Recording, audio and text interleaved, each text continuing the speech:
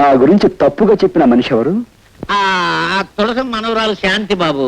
వెంటనే ఆవిడ పిలిపించి, నువ్వు అనుకున్నట్టుగా ఈయన మహానగరంలో మాయగాడు కదమ్మా, మాయానగరంలో మహా మంచివాడు అని చెప్పు. ఏమ్మా? మళ్ళీ ఆ గొడవ ఎందుకయ్యా బాబు? చెప్పలేదనుకో, ఈ మంత్రదండం డిఐజీగా. బాబు పిలుస్తాను బాబు, పిలుస్తాను బాబు. అమ్మా తాయారు, శాంతిలా పిలు.